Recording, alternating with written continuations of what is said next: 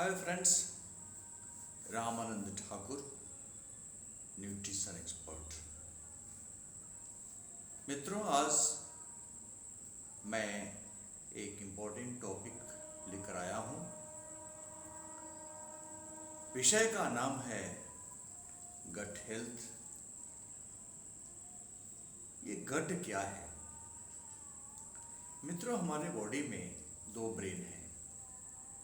पहला ब्रेन सिर में और दूसरा ब्रेन पेट के अंदर। मेन ब्रेन हमारे पूरे बॉडी को हील करते रहता है, यानी कि स्वस्थ रखता है।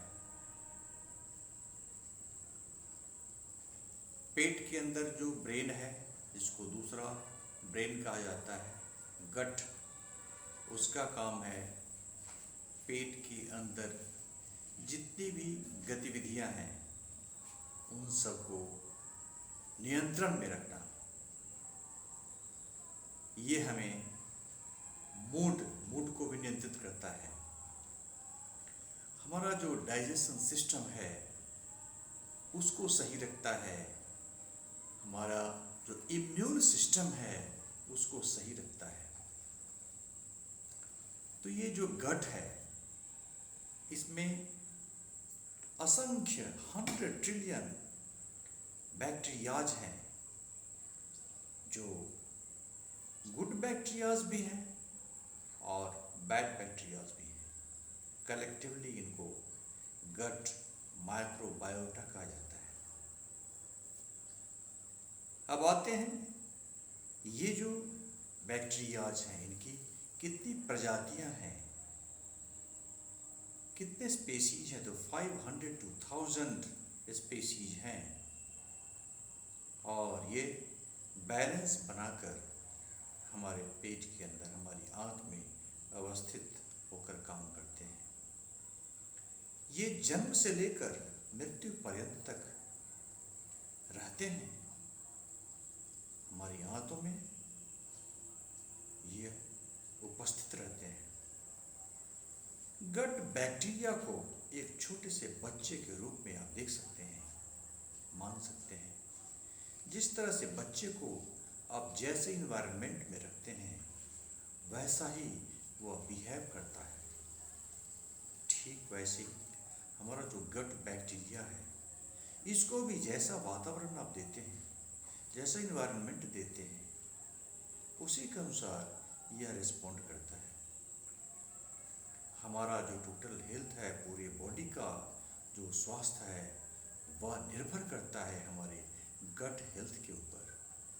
हमारा जो आंत का जो स्वास्थ्य है उस पर पूरी तरह निर्भर करता है हमारा ओवरऑल बॉडी का हेल्थ। हम हेल्दी हैं या अनहेल्दी हैं, इसका कारण हमारा जो गट हेल्थ है वही है। अब ये जो बैक्टीरियाज हैं ये तो बच्चे की तरह है, लेकिन गट को यदि आप मान लें तो गट एक बड़े से नेशनल पार्क के रूप में है। गट इकोसिस्टम है, जिसमें इसको आपने मान लिया कि यह एक नेशनल पार्क के रूप में है। पार्क में पेड़ पौधे भी होते हैं, छोटे जानवर भी होते हैं, बड़े जानवर भी होते हैं, और ये बैलेंस बना करके रखते हैं। लेकिन कभी ऐसा भी देखा जाता है कि ये जानवर पौधों को नुकसान पहुंचाते हैं, और कुछ लोग ये मान लेते हैं कि ये जो जानवर हैं ये तो एनिमीज हैं, ये तो शत्रु हैं, और उनको हम मारकर जानवरों से, जानवर विहीन, पशु विहीन हम जब बना देते हैं पार्क को, तो पार्क में असंतुलन की स्थिति आ जाती है। यही दशा हमारे आंत के अंदर कुछ बैक्टीरियाज के बैड रिपुटेशन होते हैं, जिनके कारण अब डायरिया, या और भी कई बीमारियां रहती हैं, और हम ये सोच लेते हैं कि ये जो आंत के अंदर जो बैक्टीरियाज हैं उन्हीं के कारण ये बीमारी हो रही है, और हम उनको किल करना चाहते हैं। तो जब हम फार्मास्यूटिकल एंटीबायोटिक्स को यूज करके बैक्टीरियाज को मारना चाहते हैं, तो क्या होता है कि साथ साथ जो गुड बैक्टीरियाज हैं वो भी मर जाते हैं। और जब ये जो हमें हमारी सेहत का ख्याल रखते हैं, हमारे डाइजेशन सिस्टम को अच्छा सिस्टम को स्वस्थ रखते हैं, इम्यून सिस्टम को स्वस्थ रखते हैं, जब हम बैक्टीरियाज को मार देते हैं तो क्या होता है कि हमारा हेल्थ खराब होने लगता है, हम अनहेल्दी हो जाते हैं, डाइजेशन पुअर हो जाता है, इम्यूनिटी पावर हमारा जो है कमज़ोर हो जाता है। अब होता क्या है कि हमने जिन बैक्टीरियाज को मार दिया है, वो जो जगह खाली हुआ है उस जगह को भरने के लिए बाहरी बैक्टीरिया बाहर से स्किन के माध्यम से हमारे शरीर में प्रविष्ट होने का प्रयास होने लगते हैं, और चूंकि हमने अपने सुरक्षा तंत्र को तो कमजोर कर लिया है और वो हमारे शरीर के अंदर प्रवेश कर जाते हैं और हमको छोटी छोटी बीमारियों से ग्रसित कर देते हैं। तो मित्रों, ये जो हमारा गट हेल्थ है वो इसको दुरुस्त रखने के लिए, स्वस्थ रखने के लिए हमें तुरंत एंटीबायोटिक्स को नहीं लेना चाहिए।